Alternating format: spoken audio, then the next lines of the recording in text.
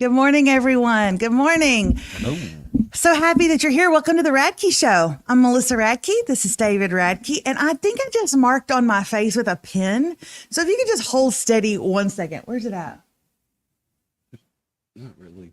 Yeah, it's already. Okay. Is it gone? Okay. I had a pen in my hand and I was like, are you ready? So that's how excited I am to be here.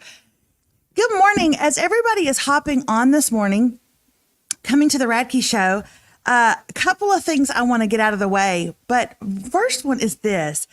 I have always wondered, I watched this back the other day, and I'm wondering what it would sound like if my mic was way back here.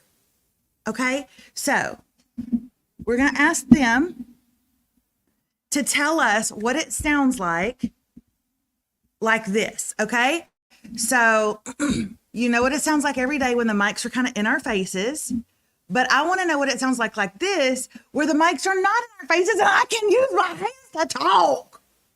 These mics, I'm curious to hear what they say, but these mics aren't really for that. I mean, we would have to get different mics. They said it's kind of low and it's quieter, but Cheryl Palmer said it sounds fine and she's 87. So she's like, they say it's very clear, sounds fine to me. You are good, David is not. And Teresa says, I like it better. Sounds good to me, sounds good to me, sounds fine to me, but they can't hear you. well, I mean, I can adjust that, but these mics are not intended for that. Okay. These mics are intended for this. But how about this? You don't talk with your hands. So why don't you pull your mic closer because they don't hear you very well? I don't need mine close. I'm very loud and I can do this, which makes me very happy about life. Well, I'm going to have to go back and... No. I'll have to go back and watch and listen because Okay, I can be critical of sound, obviously. You can be. And we keep talking. At some point, we're going to do this as a podcast. Like, we're going to also release it as a podcast. And if that's the case, the mics really have to sound great. David, I get on here every day ready for this to be a podcast, professional enough for it to be I don't know if you're listening to a lot of the podcasts that are out, but trust me when I tell you, we're ready for prime time. Okay, we're ready, David. Well, hi everybody. Good Monday morning. I hope that you guys had It's Tuesday. Whatever, man. It was a long weekend, and that's going to throw me off for the whole rest of the week. It's going to completely throw me off. I hope you had a good long weekend. We would love to hear what you did for fun with your family, your friends, or just you on a couch with a Netflix show in front of you. Let us know in the comments. It's almost like how you spent your weekend. It's almost like it'd be cool if we could like come up with like a phrase, like, when they're watching shows repeatedly and they're just kind of hanging out. Like that time watching and hanging, Netflix and chill. And they're just chilling out. Netflix and chill. This is like the time. What do y'all think about that? Does that sound that? This is like the time you created the phrase social distancing. I didn't create it. David swears no, I don't. that the phrase social distancing was created in the 1900s and that it was he who noticed it and brought it back. David, your exact words to me in the kitchen one night were, I didn't think of it, Melissa. They thought of it during the Great Depression in World War II or whatever, but I just brought it back into the social consciousness. It was actually in like 1912. What was that? The Spanish flu. And when COVID just started going, I was reading some articles and they said social distancing. And I was talking to you and I said, I think we're going to have to do social distancing. And you were like, what is that? And you just started making fun. But I didn't create it, but it was not being used throughout media when we had that conversation. That is true. After Labor Day with my family, I would like to re-implement social distancing. That's emotional distancing. I am at an age. Okay, well, we're going to talk about it. We're going to talk about age in our main segment this morning, but let's continue. I see some people are like, well, I helped a friend build some shelving in an office. That makes me want to dig a hole and put myself in it. I read somewhere else that someone went camping by the lake. Unless you did it in an RV with air conditioning, you cry. You cry. Okay. But have been in bed sick all week. Oh my gosh. So far, nobody sounds like they're having a good time. Okay. Which makes me feel better about ours. Chris is moving into new homes. She's building walls. She's building walls left and right. All right. This weekend was chock full, everybody. Chock full. Tell them, David. I will, but what does that mean? What does it mean when it means it's chalk? Is it chalked? No, it's like a teacher on her first day of school. It's chalked full. No. All of her, she doesn't need any, like the principal would come by back when they had like a one-room schoolhouse. Be like, you need any chalk? And she'd be like, my chalk full. Okay. I can almost guarantee you that's not what it is. Chalk? And then she would go, chalk full. Hopefully she wasn't an English teacher. Do you need any chalk, Miss Smith? Chalk full. That's what it means. Okay. Anyway. I just when I hear those old phrases we all know what they mean, but it's like, where did that come from? What does chalked full mean? But if you put that on Facebook, like if you put it on social media, like where does that come from? And I just did that little thing right there. Teacher said chalk full. Somebody would write, no, it doesn't. It literally comes from a man in 1937 who was an astrophysicist, and one time he went to the break room, and like they would have looked it up. Yeah, they have no sense of humor. There's more people that would do this. I am highly offended that you said that. My grandmother was a teacher and she couldn't afford chalk. So and her now was never chalk. You have hurt and injured me. And you've rewounded something in my grandma. Anyway. And do you want me to show my sensitive side this morning? Oh gosh. My reply to them is, sorry, dum-dum. We are talking about something that is like literally not even happening. Okay. Anyway, our weekend was chock full, and here's why. It was Labor Day. We hung out with my family. God help us all. Also, it was Rocco's birthday, and Rocco turned 16, and Rocco got a brand new truck. And to those of you who Cash Apped him, and he didn't know who you were, and he'd be like, should I accept this? It's from this woman. And to those of you who Venmo'd me to Cash App him, I did it. I was honest. I was above board. I didn't even take a percentage. That was very kind. And I think it really was a nice element to his day. He expects from his family. And, girlfriend and all that kind of stuff. So, but I believe he walked in with his phone and his Cash App open, and he went and he said this, and this is a quote. Dang, Mom, I'm cooking. So thank you so much. That was very and I have motion. I don't even know what that means. But anyway, we had a really great time with him. It was a fun birthday. He had some friends over, just a few friends on Friday night. We cooked burgers, let them swim. And then on Saturday, it was a whole family thing. And so he got a cookie cake on Friday night or Saturday night for his birthday. The days off. He had a cookie cake on Sunday night with the little swim party. And then on Monday, Labor Day, my Aunt Melba made him a banana pudding. And I wanted to tell y'all something funny. I got online. He loves a cookie cake, okay? And Great American Cookie Cake. And I got online and I went to their website. Did you know that you can do that now? You don't have to call in and order it with some idiot over the phone. You can actually do it online and decorate your cake yourself. And so I did that, and it would be ready to be picked up at 1:00 on Sunday afternoon. At 11, let's say, I get a call. I look at my phone. It's the Great American Cookie Company. I answer it. It's a girl that works there. And she says, are you Miss Radke? I said, yes. She said, I noticed that you put in a order for a cake, but I knew it before she said it.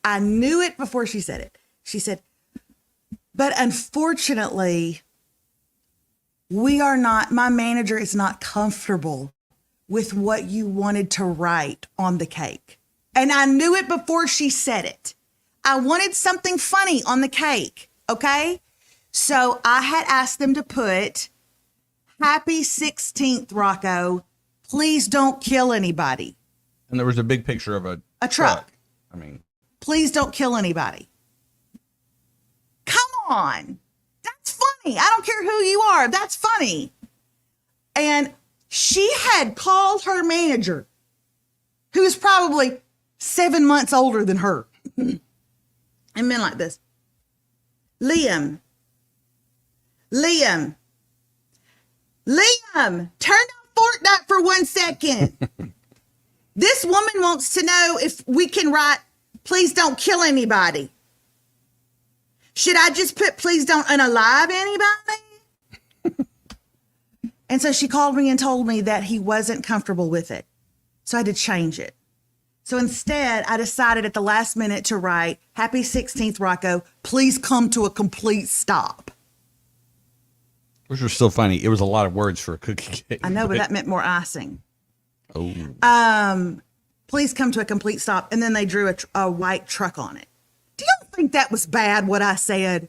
If you were the manager of that branch of Great American Cookie Company, would you have put it? It's your cake. I mean, I understand if it's something that is like, if they don't want to do profanity, if they don't want to do something that's like racially insensitive. I mean, I get that. Who would get a racially insensitive cake? I can see that is not a party I want to go to. But one that says don't kill anybody is hilarious. I don't. Yeah, that's, you know. I thought it was so funny, but they wouldn't do it. So we just got Rocco. You know what we should have done? What? We should have sued them. We should for not making our cake. That's exactly right. Yeah, you want to not make cakes for other people. What about for humorists? Why we get the short end of the stick? That's right. So we went with Rocco, please come to a complete stop, which all the kids thought was very funny, and it was more icing. So they were thrilled. It was a win-win for everybody but me, who has a great sense of humor. Pardon me. Oh, yes. Yeah, Donna, they did say I had 3 choices: cancel the order completely, change what we wrote, or they would give us icing right there at the store and we could write it ourselves. I married someone that I refer to as the Attorney General because no fun can be found in him ever. He was sadly the one picking up the cake and he refused to write it. So really what we should do here is blame him because he said, and I quote, "My writing is horrendous. Nobody will be able to read it." That is very true. And I would have thought if I did it there, if I said, okay, can I see the icing and I wrote it, they would look at that and assume I was a serial killer. And then they would really have some issues with giving us the cake.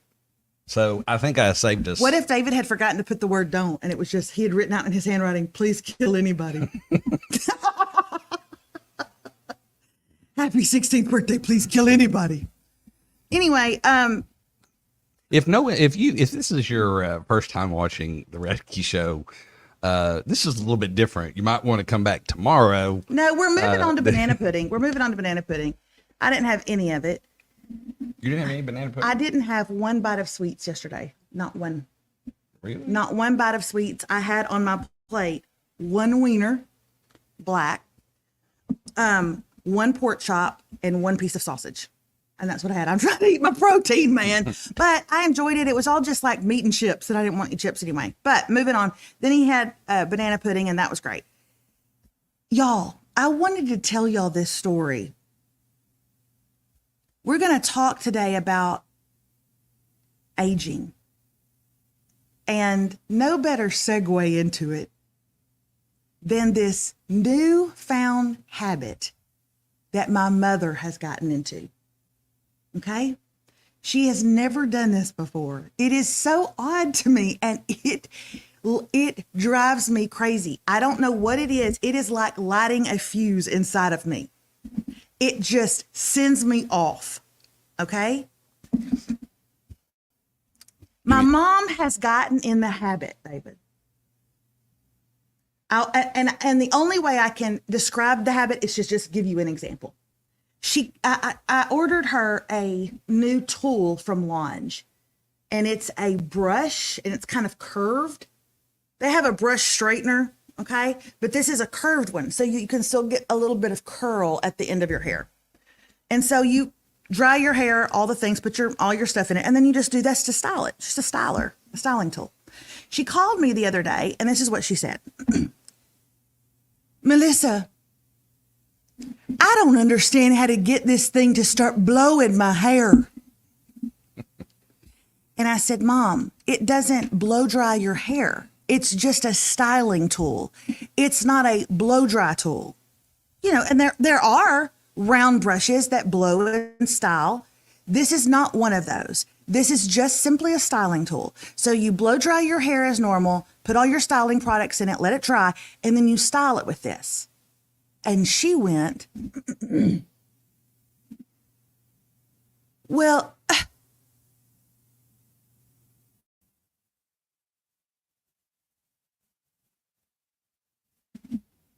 and that was it. She never finished what she was. She says, well, like, maybe I'm wrong, or maybe if we give it time, it will start blow drying her hair. And it drives me up a wall.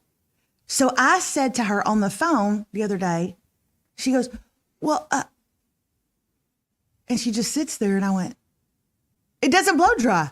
Period. End of discussion. It doesn't blow dry. Okay, fine, Melissa. Okay. And then we hung up. She does the same thing yesterday. She calls me and she says, Melissa, this dip that you made, that I'm gonna recreate it. I'm gonna make it with the pepper jelly. How long do I cook that? And I said, yes, you cook it. You cook it for, I think I did it at 350 for about 20, 25 minutes. And she went, well, David, it is like lighting a fire in my pants. It makes me so angry. I don't know what it is. And I just went, well, what? There's nothing. You asked me if I bake it. I do. I told you the temperature of the time. 350, 25 minutes. What does it even mean? What does it mean? What is she hoping comes next? She thinks she has a thought, but then no thought comes to her. And I went, Mom, you bake it. Yes, you bake it. I've answered your question. And then she did this. Okay, that's fine, Melissa. That's fine. I cannot stand that. She's done that to me my whole life. Okay, that's fine, Melissa. It's like after a lion has bitten you, but you still love the lion, right? You're like, okay, it's fine. It's fine. That's what it's like. And so she was a little bit off of me yesterday. She's a little bit off of me. And at one point in our morning, she decided to just go into some story that was very awkward for everyone in the room. And I said, Mom, don't tell this story right now. Not right now in mixed company. And she went just like this. She went, you know what? I can go back to my bedroom if I want to. You're going to climb down off my back. That was the kind of Labor Day we had. And your response should have been, well, we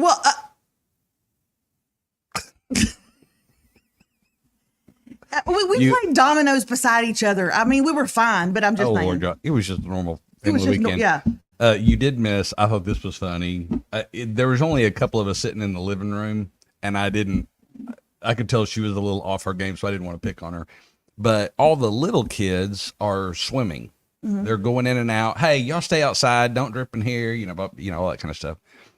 And so, they're all over the place. And some of the older kids were too. But anyway, Corley walks in, our little niece.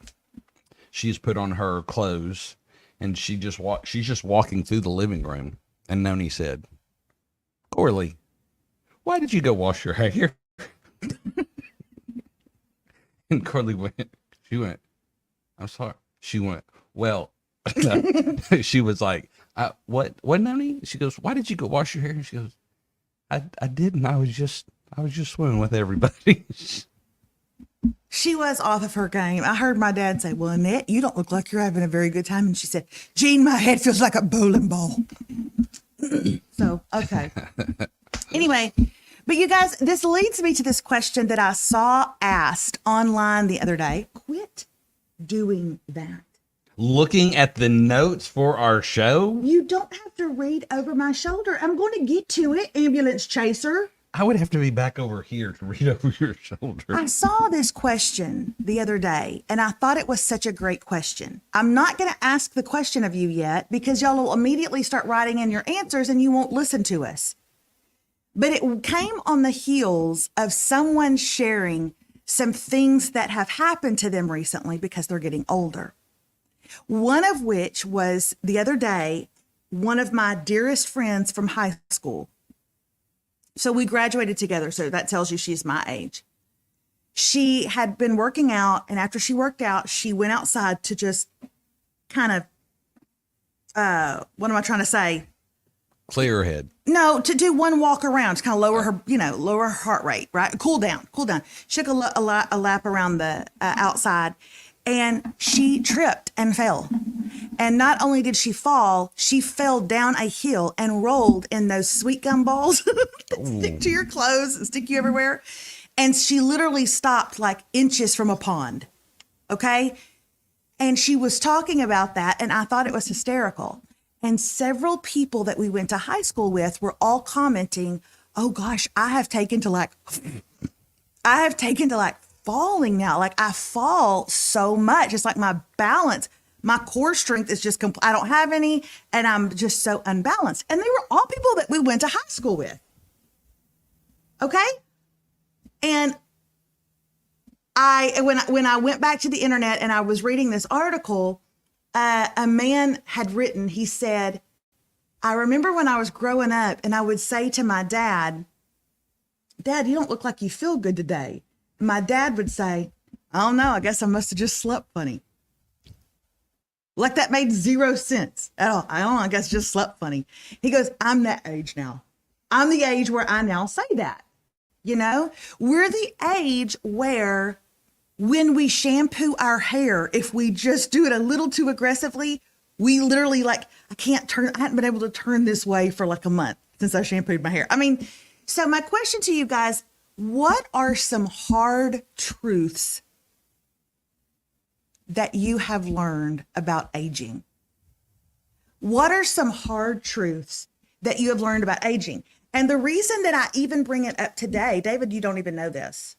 I will not be here tomorrow. Because my doctor's office, they gonna get me in for that yearly physical or know the reason why. I don't know if I'm a ticking time bomb and nobody has decided to tell me, but they've been driving me up a wall about it. Maybe I bring them in some money that I don't know, but they gonna get me in for that physical. And finally, I was just like, guys, I do a morning show. Miss Radke, we have got to have you come in. So you just had yours. I did. I think with you, it's the end of summer. Labor Day's just finished. I think Dr. Smith had determined he wanted to pay his boat off by the end of summer. And he thought, how can I finish? I can get Melissa in here for some tests. I get her in some tests. That's right. I can test the crap out of her. I'll get some blood. I'll get some urine. I'll pay off my boat. Okay. Here's what y'all are saying. I used the wrong pillow and I can't move my neck for a week. And I'm assuming nobody would use the wrong pillow on purpose. So what you mean is I go on vacation to a hotel and I can't move my neck for a week. Age spots on arms and legs. What is up with that? They are everywhere on my arms and my legs. And Lynn says she can't wear cute shoes anymore. But all of Lynn's friends says that she's really never wore cute. So. Okay. David, I want you to read some comments too, but listen, what about you? You just had yours. Okay. You're a healthy guy for the most part. What's a hard truth that you are learning about aging? Well, one thing, of course I did. I had back surgery and I've had a wrist thing going on. And so really since January, so for 8 or 9 months now, I have not been able to exercise like we have been doing consistently for a good while. And I'm at the place where, I mean, maybe if I ate absolutely perfect, like all whole foods and all that kind of stuff, maybe. But if I'm not exercising, not only do I don't feel as well. Of course, that's all, I guess, always kind of been the case as far as my head and emotions and body and all that kind of stuff. But I will start putting on weight very quickly, much quicker than and then the reverse of it is I'm just now kind of getting where I'm able to do some stuff. It doesn't come off as fast either. Right. Like it comes on quick and then it wants to stay on. So that's one. Although, who did I see? Who is that? Carolyn D said, if I'm in one position for too long, it's gonna hurt when I have to move. And I'm bad about that. For some reason, I'll sit down in my recliner, and when I go to sit down, I don't even know if I can make sense of this, but when I go to sit down, I'll throw my right leg kind of under. Yeah, you always sat like that. Under my leg, where so my foot's like beside my leg, if that makes sense. And it's comfortable when I sit down, and it never really hurts me while I'm sitting there. But when I decide to get up, my body's like, what the crap you doing, dude? What's up with that? I can't. And it does feel different. So I have to think. I've been trying to do it with that specific thing. When I go to sit down, I'm like, oh, nope, can't do that. I can't believe how long I have to stand after I've been sitting, how long I have to stand before any feeling or blood starts rushing to my legs. Like if I stand and if I get it from a table in a restaurant and I just immediately start to walk, I'll be like a little deer right after it's born. So they're like asleep? Kind of? It's not that they're asleep. It's like they're just frozen up in pain and terror. Okay. That's what it is. I would be like a little deer just trying to get my footing. I would just tumble right out of the restaurant. So I just have to stand up and then I'll be like this. I'm just adjusting myself. Everything's fine. I'm just making sure. But really, I'm literally just letting my dadgum knees and legs wake up. And that has been so new to me. But going in tomorrow, and so in all honesty, you guys, we will not be here tomorrow because they weren't going to have it. They're like, but you don't understand. We've got to have you in for a cardiac test and an EKG and a MSG and a HCG. I mean, all the things. And I was like, fine, for the love of Pete. I want him to get that tennis court in. Yes, absolutely. I'll do it. But what are some of the things that they're saying? Yeah, I was trying to go back because we've had several. Katie says that her hair sucks now. So that's not good. I love what Stephanie Summers said. Read hers. Doctor asked me how I hurt my back. I said, well, what happened was I was walking. So that's it. I was walking. And she said the doctor started laughing. See, what had happened was I walked to the car. That's what happened. Bruises. I'm not going to say this name for her sake. I mean, she wrote it, but I'm not going to say her name out loud for her sake. Someone said if they strain too hard when they poop, they black out. They're back. They black out. I think that's hysterical. And I think you've got a problem and you need a colonoscopy. She's probably like, put it on my list. Bruises that appear out of nowhere. I don't have that yet. I've not got that yet, but I know, I can't remember my dad necessarily, but I know my mom says that to this day. And I know both of your parents do. Be like, oh, what's that bruise? I have no idea where that came from. The other night, Rocco got his brand new truck and David pulls the truck up. So we had to give the truck to him at night because our gift to Rocco was putting these lights underneath the truck, which is something he wanted. Underglow. And then also we had subs put in for him. So David pulled the truck up at night so that everybody could see the lights, right? And so we were all standing outside when the truck was pulled up and everybody was happy. My mom was looking at the truck and I saw what happened. She walked right, if you're my dad and you're sitting with your arms crossed, she walked by him like this. Okay, this is exactly what she did. Now she's got nails, and she went just like this, just to kind of back him out of the way. And my dad went like this. I'm gonna have a bruise for a month. And she said, Gene, I barely even touched you. And he said, I know it don't take nothing. Now, y'all, they started fighting like Gomer and Barney. I'm not like Goober and Barney or whoever it was out there but she had barely brushed up against him with her nails, but they just bruised so easily. But I don't have that yet. We've got others. We've got a lot of funny ones. We've got others saying they can't sit on the floor unless they have an escape route. It's not the getting down that's a problem, but you got to figure out how you can somewhere figure it to out. crawl for a minute before I can boost myself back up. Others saying when I get out of bed, it's like a mummy walking from a nap. But honestly, Shannon Browning said it best. She said, I feel like every time I turn around, I have to go to a different doctor to get some kind of checkup or test. And maybe that's really the point of this, especially for what I feel like is my demographic and the women who watch me. And that is, we are now entering into menopause, which is the most expensive problem. I don't know how. I don't know how people, I don't know what happens to women who can't afford to see a doctor for their hormones. I can't imagine it. And really, it makes you think, what about the women in the 60s and 70s when maybe functional medicine doctors, which are hormone doctors, weren't even around? Did they just tough it out? They had to. They wouldn't have had any.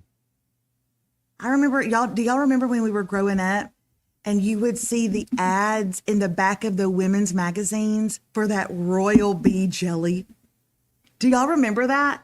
I would see them in the back of my mother's like Guidepost magazines or Wit Parade magazines or Women's Day. And it would be for that Royal Bee jelly. And you could rub it on right here and it would help with menopause symptoms. I mean, that's essentially all that women had. And even that cost money. But nowadays, I don't know how people afford it. So they want me to come in for my yearly checkup. This has absolutely nothing to do with menopause. It's just my yearly checkup. Then I said, when I'm in the office, do I also do the menopause tests? Because why would I pay for another doctor visit, right? Oh no, you have to do all of this first before he can actually do your menopause exams. So then you'll need to come back for all of those plus the office visit. And somebody just wrote in the comments, it's all about the money. Am I naive to think that surely it's not? Surely it's not just about that. Our people are great. They're so sweet. I mean, I don't feel in our situation it is. Those things can get expensive. We've got an incredible doctor and really a whole team, a couple of doctors and PAs and all that kind of stuff where we go. And they're very into preventative type things, like doing these things to prevent other things. Are there some that are just about the money? Absolutely. But I think some probably factors in to your body is different than a woman even 50 years ago. Mm-hmm. We've got so many things, maybe even in the atmosphere, but definitely in all the, not just processed foods, almost all foods are processed. I mean, except if it's not straight out of the ground or off of an animal, it's processed. Yeah. But now these ultra processed foods, like that are just, they're putting so much stuff. And I think that affects that. And at the same time, science and technology are growing. And so they have more tests that they can run to find stuff out. Mm-hmm. And so it's kind of a little bit of both, but I don't know. I don't feel like menopause. I think menopause for some women, other women don't seem to be as affected, but I think it's more significant than it was 50 or 100 years ago when you could, eat a bag of prunes and suck on some lemons and take your honey oil. So I do think that Tell me I think it's old. Yeah, tell me menopause is not real. I'll end with this story right here. Tell me that menopause and brain fog and getting old is not real. Yesterday, I told my family there had been a song that had been running through my head for the last 3 weeks. I had heard the melody and I knew the words, but there was one line in particular. I couldn't figure out what the line was, and I knew what I was singing wasn't right, but I didn't know what it was. My family is very musical, so they said, oh, we love stuff like this. We were all sitting around the table playing dominoes. We love stuff like this. Sing the song for us and we'll try to guess the line. And I said, okay, it's kind of old. I don't even know why it popped into my head. But one day, this line right here popped into my head. Someone's praying, Lord. Blah, blah, blah. Someone's praying, Lord. Blah, blah, blah. That's an oldie too. Anybody know it? Someone's gonna know that one. Okay. It's an oldie, but it was a. No, I don't even remember we never even sang it in biggie. church. It's like what you would sing like when you had like a little youth group. Or it can, yeah. Yeah. Okay. They knew instantly what it was. Several people. It's For 3 weeks, I had been singing this line that I felt like was wrong, but I wasn't sure. Maybe I had it right. Are you ready? Someone's praying, Lord. Okay, ready? Someone's praying, Lord. Ooh la la. Someone's praying, Lord. Ooh la la. Jeremy and Janet were over playing dominoes with us, and Jeremy said, it's when you want to worship, but you want it a little bit sexy too. And that, my friends, has been a pause. We love you guys. Have a wonderful day, and we will see you back tomorrow. See Bye. you Sure. Thursday. We'll see you Thursday. Be getting it done. See you Thursday.